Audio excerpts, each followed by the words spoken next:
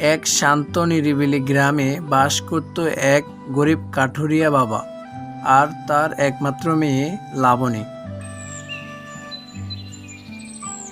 বাবা প্রতিদিন ভোরে উঠে কাঁধে কুড়াল নিয়ে বনে যেত কাঠ কাটতে। তারপর সেই কাঠ বাজারে বিক্রি করে যা আয় হতো তাই দিয়ে দুজনের সংসার চলতো। লাবণী ছিল দয়ালু, পরিশ্রমী আর বাবার প্রতি ভীষণ যত্নশীল। মা মারা যাওয়ার পর থেকে সে বাবার রান্না, কাপড় ধোয়া, বাড়ি পরিষ্কার সব নিজ হাতে করত। কাঠুরিয়া বাড়ির সামনে কাঠ কাটছিল।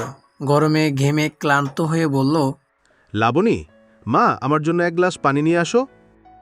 লাবণী দৌড়ে গিয়ে ঠান্ডা পানি এনে বাবার হাতে দিল। বাবা পানি খেতে খেতে হঠাৎ বলল, তুই যদি বিয়ে করে চলে যাস মা, আমার কি হবে? খবরদার বাবা, আমার বিয়ের কথা মুখে আনবেন না। আমি কোথাও যাব না। মেয়ে মানুষ, একদিন না একদিন তো বিয়ে দিতেই হবে। সেদিন বিকেলে কাঠুরিয়া আবার বনে গেল। সূর্য ডুবে গেলে হঠাৎ আকাশে মেঘ জমল।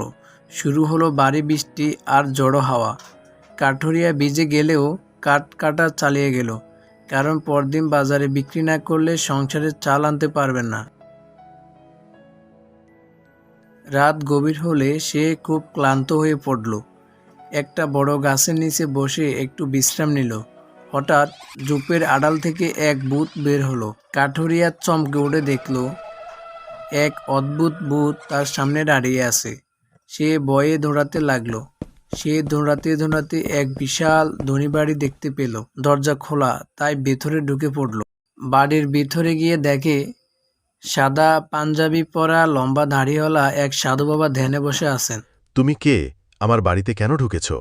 কাঠুরিয়া কাঁপতে কাঁপতে সব ঘটনা খুলে বলল। সাধু বাবা বললেন, ঠিক আছে, তুমি আমার বাড়িতে রাত কাটাতে পারো, তবে এক শর্ত আছে। আগামীকাল সকালে যখন বাড়ি ফিরবে, যা প্রথম দেখবে তা আমাকে দিতে হবে। কাঠুরিয়া ভয়ে কাঁপলেও রাজি হয়ে গেল। পরের দিন সকালে কাঠুরিয়া বাড়ি ফিরল। বাড়িতে যেতেই প্রথমে তার চোখে পড়ল লাবণী। সে হতভম্ব হয়ে বলল, আমি প্রথমে মেয়েকে কেন দেখলাম? লাবণী অবাক হয়ে জিজ্ঞাসা করল, কি হয়েছে বাবা? আর তুমি কাল রাত কোথায় ছিলে? বাবা সব খুলে বলল। মেয়ে একটুও ভয় না পেয়ে বলল, কোনো সমস্যা নেই বাবা, তুমি কথা দিয়েছ, তাই আমি যাব। ভয় করো না।